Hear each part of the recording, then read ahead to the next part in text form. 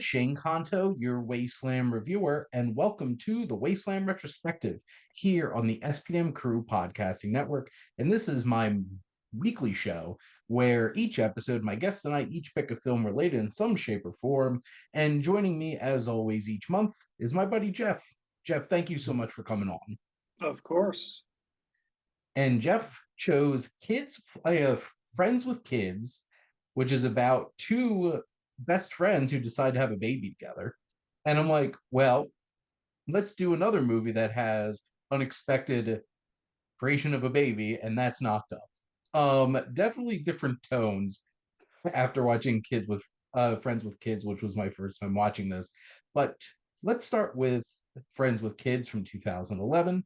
This is from writer, director, and star Jennifer Westfeldt.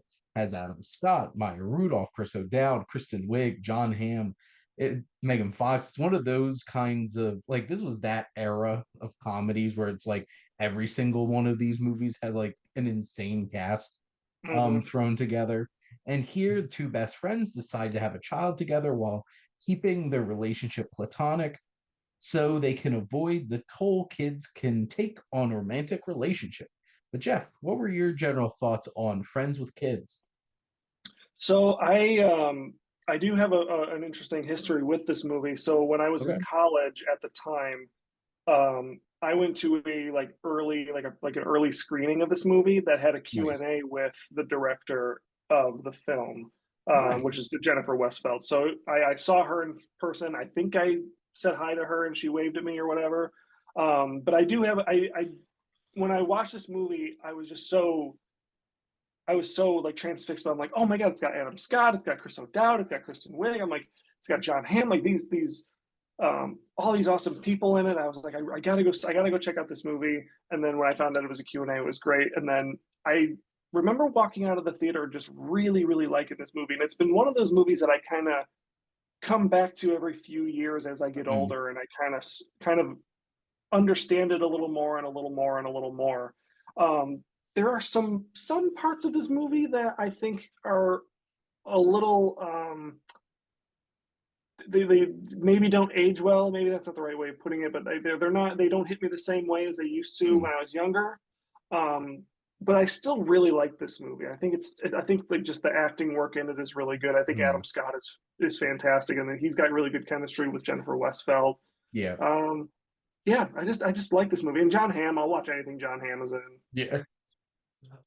This was my first time watching this, and I feel like it's best to rip the Band-Aid off first. There's one thing that kind of bothered me about this movie. There was a lot of things that I did like about this movie. And this could be like first time watch and just processing this, but I really appreciated the fact that like this was trying to present like you can have a kid in different kinds of life situations and Yeah, stuff like that. And I thought that was pretty progressive for like 2011 even yeah, to be presenting that.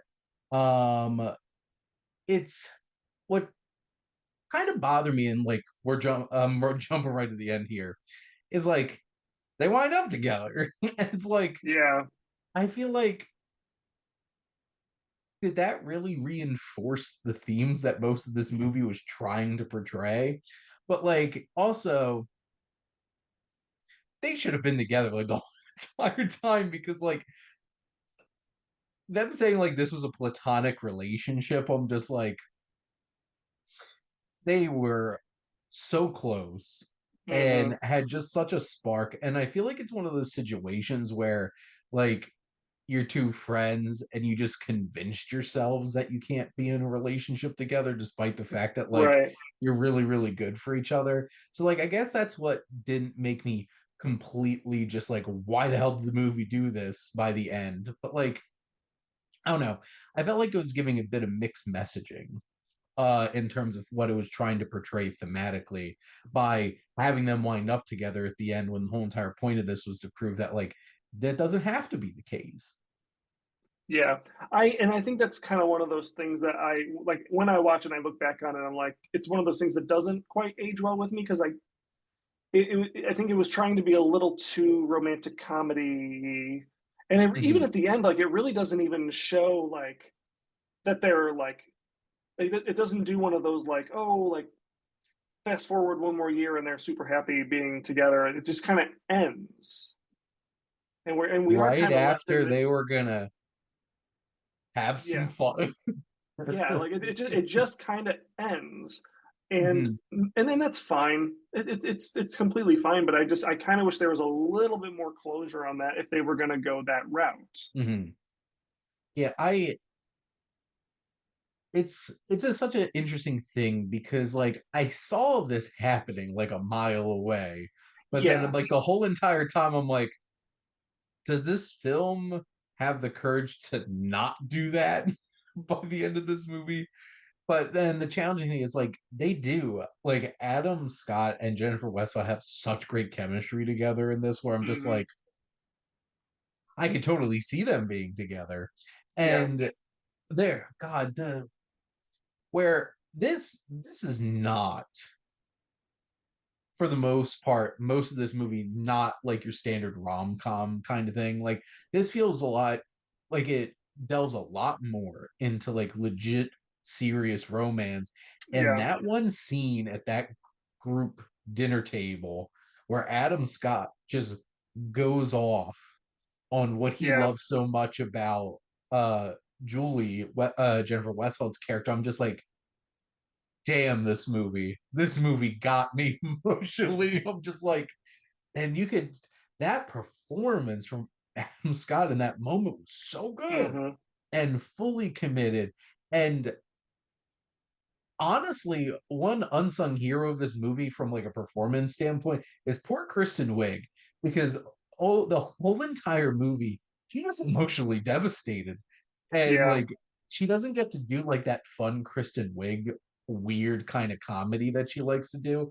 She's just like horribly sad and hurt the whole entire movie because John Hamm is such a dick in this. Well, you know, it's one of those things where like after like because I haven't seen this movie in Mhm, several years, mhm. and the only thing that I can really kind of compare it to is like the movie Marriage Story, because Marriage Story is tough to watch. Yes. Like, and that's what kind of what their relationship kind of reminds me of, is like the relationship in Marriage Story, where like they're not happy, and Mm-mm. they're going through like a divorce, and they're doing tough, and it's it's just one of those things that just like I can see somebody like in 2011 watching this movie and being like I could see Noah Baumbach sitting watching this movie. Not that he would actually think of this, but like watching their story and being like, that's a movie right there. Like I want to write that movie. Well, that's the thing. There could have been a whole movie. There could have Yeah. been a whole movie about all three of these Hmm. couples here. But especially that Kristen Wiig John Hamm couple. It's like we only see like them Yeah. fleetingly throughout the film, and every time I'm just like, there is contempt. Yeah. Like it is that point. And then you have like the awkward, weird uh marriage between Maya Rudolph and Chris O'Dowd, which Hmm.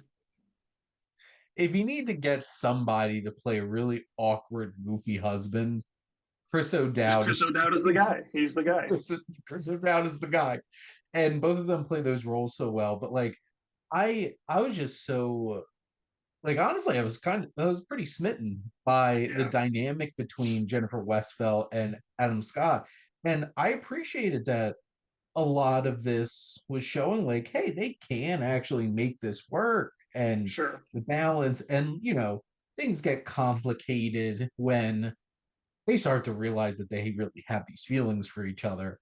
But you have like the Megan Fox relationship, which she's an actress and she's on the run all Hmm. the time, and they sit there and play video games. And then was it Edward Burns is Kurt, Hmm. the relationship for Julie's character, and he's just like, God, one of the moments that hit me so damn hard watching this movie was when he's like, "No, I think I'm gonna stay back here. I think they might need some help." Yeah. And just the way that Krista Wiig broke down, I'm just like, "Oh." my God.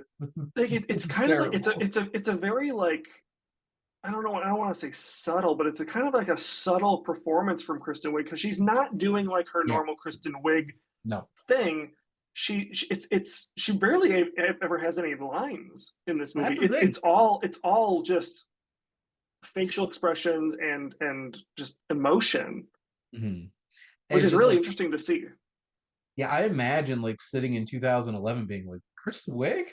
Yeah. And just like being really surprised by that. And, you know, I kind of want to see her in more like heavily emotional roles after seeing Hmm. this film. It's like, she could do it. She's a very talented actor. And I just love that this film has a lot of like small moments, like that awkward date with Megan Fox and Adam Scott, where they're at that fancy restaurant and that family is like just Yeah. trying to hold it together, and her being her. Like Megan Fox completely commits and understands the character that she's playing in this.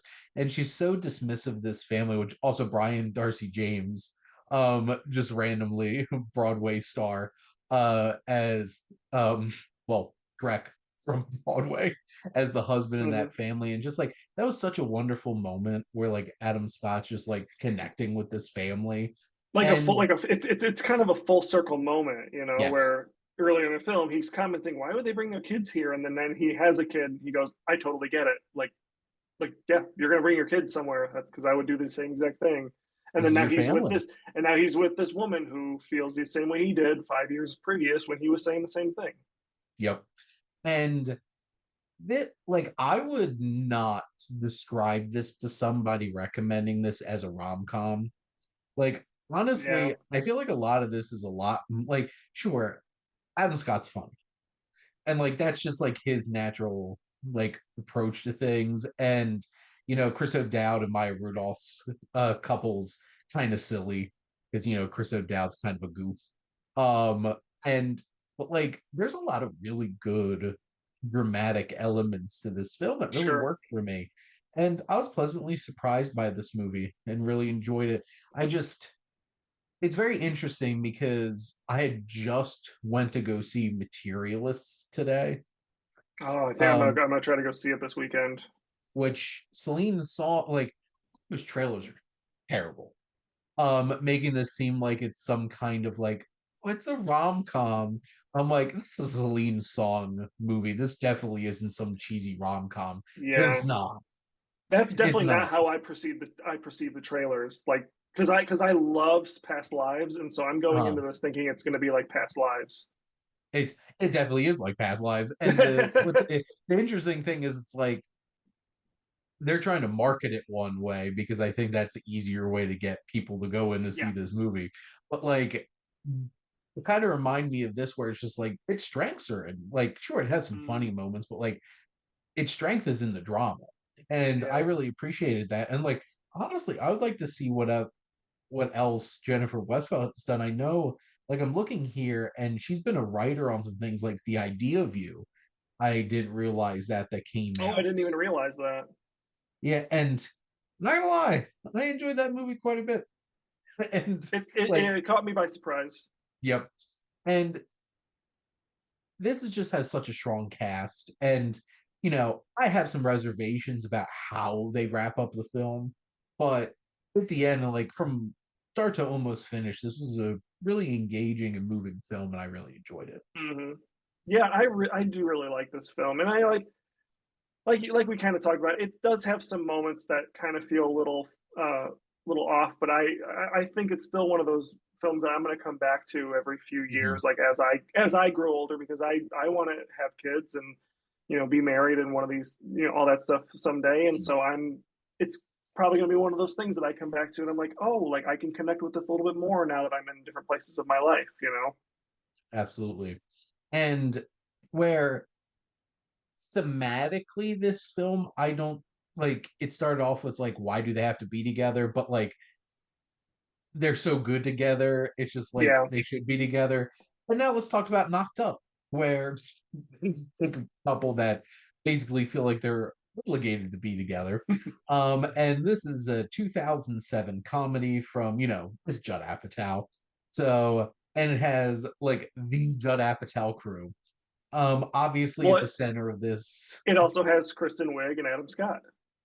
Yeah, yes, like Scott is that nurse. Yeah. Just like I'm a cool guy nurse. um Wild the amount of, we'll get to it there, it's wild the amount of small roles in this. Oh Craig yeah. Robinson steals it. Yeah, Craig Robinson is great. Who I mean, I'm looking at this cast. It's insane. Like, and I it's been a really long time because I this is the first time me watching Knocked Up. I'd never seen it before. Oh, okay. Yeah, so I was watching it for the first time the other night in preparation for this episode. So I mean, just seeing all these people in this movie, like Alan Tudyk, Harold Ramis, like You Jeff, you just need to like tighten. yeah, Like we're not telling you to lose weight. You just need to tighten. Titan, And Kristen Wiig, it's like we need you to step on a scale, and what it says, we need it to be 20 like 10 less than pounds that. less. Yeah, the 20 less. It's like, oh my God. Two of them are hilarious. And like Hmm. her whole thing is just like, no, I think it's actually kind of disgusting. Yeah, Like, that's Kristen Wiig doing her humor thing because it's really great. And you mentioned like Harold Ramis is Seth Rogen's dad, and just from top to bottom, like Bill Hader pops up in there, yeah, Ken just Jeong, stacked. just stacked. And this film is about for fun-loving party animal Ben Stone. The last thing he ever expected was for his one-night stand to show up on his doorstep 8 weeks later to tell him she's pregnant with his kid. Which, yes, obviously this is about somebody getting knocked up. It's called Knocked Up. Um, and obviously this was like one of the first big roles for Seth Rogen leading, and Yeah, then yeah, and I then think this was kind of one of his bigger first things. mhm. And then Katherine Heigl before whatever the hell happened to Katherine Heigl's career and things not going so well for her. And but like they make an interesting duo. So Hmm. now I'm actually particularly interested now. You telling me this was your first time watching, Jeff. What were your thoughts on Knocked Up? Honestly, I enjoyed it more than I thought I would.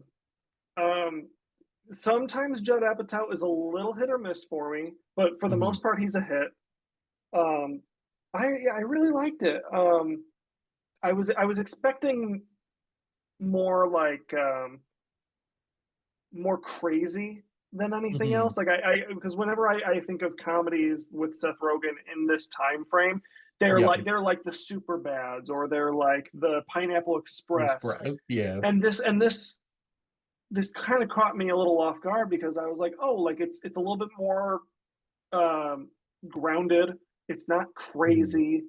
Like it's just telling the story of a guy who is trying to navigate this completely new Mm-hmm. world that he's in, and towards the end he does he gets his shit together. Spoilers for anybody who hasn't seen it, but I'm sure anybody listening to this is like you're like Jeff, you're the only dork that hasn't seen it. So, um, but no, I mean, I really it really caught me off guard. I really liked it, and I think that's it's one of those things that's just like Judd Apatow as I get older, like kind of I was talking about with Friends with Kids. Like it's like my taste is changing. I'm changing, and my taste Mm-hmm. is changing with my age, and so I kind of relate more to the stories that he's telling in these stories about growing up and becoming an Yep. adult, basically. Well, and Judd Apatow's was the king of 2 hour plus dramedies Yeah. for like so long.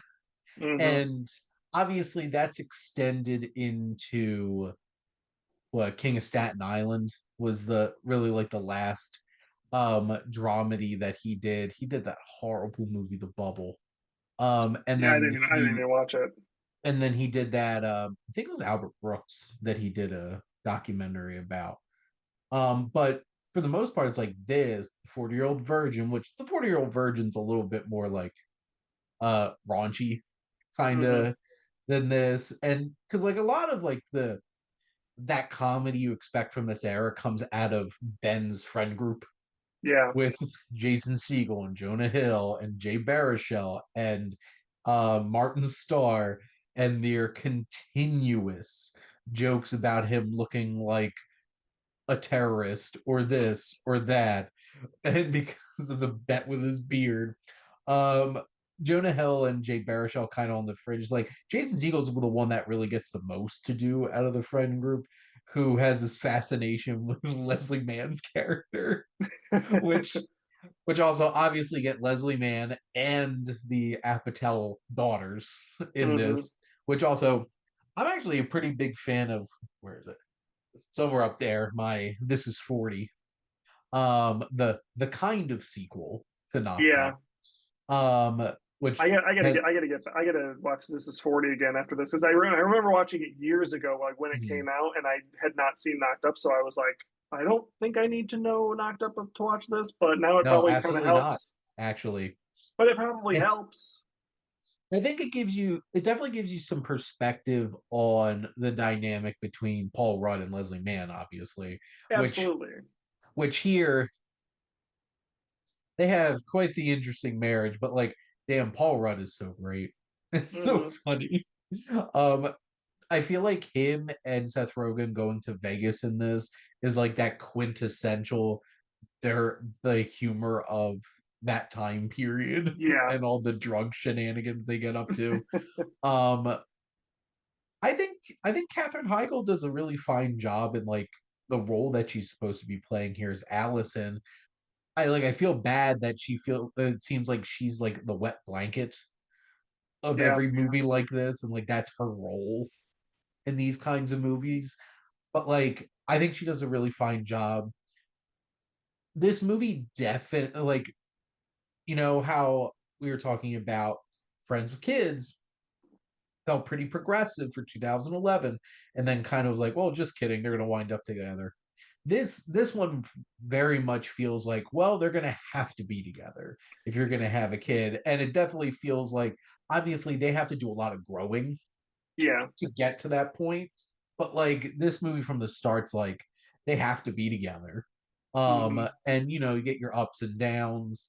The iconic Ben runs out with his bong during an earthquake instead of his pregnant girlfriend um, moment.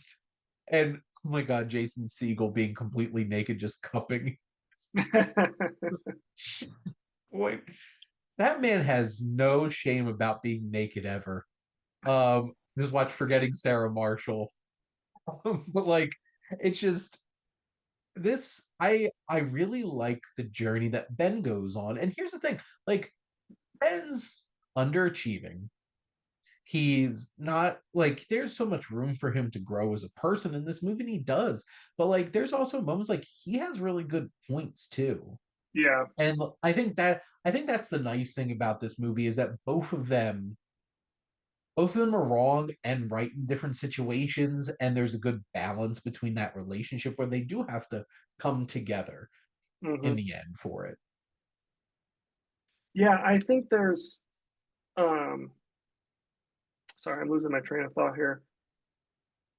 Yeah, I appreciate the way that they tell the story of Ben growing up to, Mhm. because it's just it's fascinating to see his progression in this movie, and it was not one that I was expecting at all. Mhm. But I think that's kind of why I was kind of like, maybe I need to give like some of Judd's movies a little bit more of a look, because like I Mhm. loved King of Staten Island. I Yep. don't remember This Is 40 that well, but I do think that it was I did think that it was a little bit more like more than your average comedy, and that's kind of how I feel about this one, because it's him kind of moving more into that realm where he was doing more like This Is 40, and Yep. well, there was another directing movie that I Funny was thinking people. about here. Funny People, yeah, that one I also was like, if it's a different kind of comedy than Mhm. just your typical like, you know, like Pineapple Yeah, Express and that's and when he went 40-Year-Old full. Virgin. Like When it's becoming more adult, you know. Yeah, and he went full blown. I'm going to make a 2.5 hour movie. Yeah, With funny people. Which like that's the I thing. think I think Trainwreck kind of like took a kind of took it back a little bit. I think that was Yep. just too silly and too weird. But I think the movie is still decent for what it is. I really like Trainwreck, but also Trainwreck feels more like an Amy Schumer movie Yes. than a Judd Yeah. Apatow movie. Like 40-Year-Old Virgin, Knocked Up, This Is 40, Funny People, they all feel like Judd Apatow movies. And he Hmm. found comedians that fit into what he's trying to do. And like Yeah. that's the thing, like Seth Rogen, Paul Rudd, Steve Carell, they really understand what Judd Apatow's trying to do. I feel Right. like I feel like Trainwreck's very much an Amy Schumer movie. And King of Staten Island, I think, does a really fine job of balancing. Like, this is the Judd Apatow stuff, and this is the Pete Davidson kind of stuff. Yeah. I really enjoyed King of Staten Island. You know, it's a Judd Apatow scene when you expect them to stop making jokes, and then they go 2 extra minutes of still making jokes after. Hmm. Um, like that's why all his movies are over 2 hours. But like there's just so many fun like the fact that this group of friends is trying to make a website where it's like you could find naked actors and actresses in movies and like that's such a Hmm. wild thing. And all the small little characters along the way. And you know this is just such a stack cast. Like I mentioned before, that Craig Robinson scene gets me every time. It's like, absolutely hate myself for having to do this. I Hmm. can't just send in some old pregnant woman into this club. It's like Craig Robinson was destined to be stealing movies after this. He's still my favorite in this is the end. Um this group of comedians, which is so interesting where they're all now like I really like where Seth Rogen's career has gone and with like the studio and stuff like that, like seeing him grow into these kind of roles is really exciting. Paul Rudd's still Paul Rudd, and he's also, a superhero. Yeah. Damn man. Um, what was the last time I saw Leslie Mann pop up something? That's a good question. Probably in something that Judd Apatow did because he uses him. Oh He God, it uses was. her It in was the almost bubble. yeah. He Ugh. uses her in everything that he does, and I don't think I've seen her in anything else besides a Judd Apatow thing. So So it's been a minute, she but was in Cha Cha Real Smooth, which never I seen it. do really like that movie. Would recommend. I did. Um, I didn't watch it because of the title. Because I hate the title. I don't even know what it's about. I hate the title. he's a DJ for like events and stuff like that. So of course Mm, they're gonna have to do like that. yeah. She was in Blockers. I really enjoyed that movie. I had a lot of Oh, fun with that. Blockers. I forgot about that movie. Didn't see that either. Yeah, but that's almost like I think that's almost 10 years old at this point, which I don't like Yeah, that. probably. Because Geraldine Viswanathan is Yeah. John Cena's daughter in that. It's just like Right. what? Um, this I think Knocked Up is one of those kinds like this is like quintessential aughts comedy. Hmm. Like Yeah. if you're gonna make a list of like top 10 comedies of the aughts, like Knocked Up's probably gonna be on there. That or the 40-Year-Old Virgin. One of the two Judd Apatow movies is gonna get on there. And I think there's some mature things about this movie that are pretty unexpected for a movie Hmm. called Knocked Up. Yeah. And I think Seth Rogen does a great job. Him and Katherine Heigl make a good pair on screen. Love the whenever Seth Rogen and Paul Rudd get time on screen together. That Pete and Debbie relationship is they have a lot of work to do. Yeah. That moment hits me where it's just like, sometimes I just need to like escape. It's like, what did you do? Well, I want to go see Spider-Man. It's like maybe I wanted to see Spider-Man. I'm just like, I feel like this movie is a warning to anybody who like if you start realizing you're getting into a rut in your marriage, don't wind up like Pete and Debbie. Talk to each other. Well, Communicate. I would also even go say is don't watch this movie because it's not going to help. It's just going to bring up arguments. No, probably not. Same thing with like This Is 40. Don't watch This Is 40 if your marriage is in a rut or having issues. Don't watch it. It's just going to bring up more issues. That's like a 2 hour and 20-minute movie of just like, this is really uncomfortable where this marriage is gone. Don't. That's what I'm saying. Don't watch these movies. It's not going to help the Don't situation watch at all. them. Go to therapy. Talk it out. Yeah, there you go. Therapy better than just watching. So there you go. For solving your problems at least. Yeah. But I guess, Jeff, do you have anything else you want to add about Knocked Up?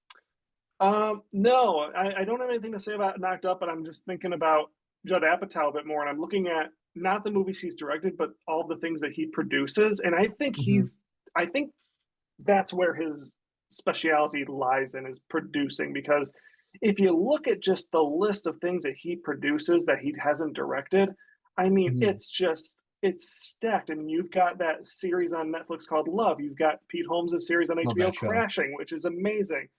He's producing a million comedy specials. Like Chris Gethard's Career Suicide is, I think, a near perfect stand-up comedy special. He produced the entire series Girls, like The Big Sick, like the Please Don't Destroy movie, Pop Star, all these awesome movies and projects that I'm like, he can't go, he like that, everything he touches when he is just gold.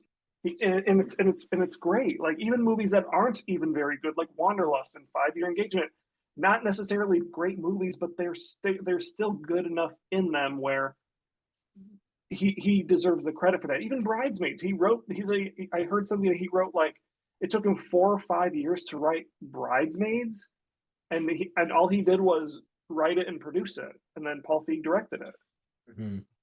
Like, he basically shaped the aughts of comedies into the 2010s. Like, even just like Anchorman and Talladega Nights, like, he was there with Adam McKay and Will Ferrell through all of this. And Forgetting Sarah Marshall is an almost yearly watch for my wife and I, because it's one of Jess's favorite movies. Oh yeah, it's such a great movie. I quote that movie a ridiculous amount of times, and I'm so glad you brought up Pop Star, Never Stop, Never Stopping, because this side of This Is Spinal Tap, one of the greatest mockumentaries ever made, and I do legitimately listen to Connor for Real's music on a regular basis, including Finest Girl, the Osama bin Laden song. It's hilarious. But that is a wrap here on the Wasteland Retrospective and our thoughts on Friends with Kids and Knocked Up. But Jeff, thank you as always, every month coming on here and talking movies with me. Sure, no problem. And my next episode will be my wife Jess and I talking about the original Godzilla and the 2014 Godzilla. So that'll be a lot of fun. Very different vibe than this episode. Big giant lizards. And then next month, Jeff and I are going to be doing a double dose of that turn of the century Tom Hanks. We got Castaway and You've Got Mail. But thank you all for listening. Make sure to like, comment, and share on this episode. What are your go-to like Judd Apatow comedies, or like comedies from this era with all these crazy talented comedic actors? And make sure to follow or subscribe wherever you listen to your podcast. The SPM Crew Podcasting Network is ever expanding. And if you want to be a part of it and join the crew, whether you're going to make your own podcast or be a guest on one of ours, make sure to reach out on our website. And if you like our logo, check out HiFlyer Creative for all your digital marketing needs. Most importantly, thank you as always for tuning in and supporting the Wasteland Retrospective here on the SPM Crew Podcasting Network.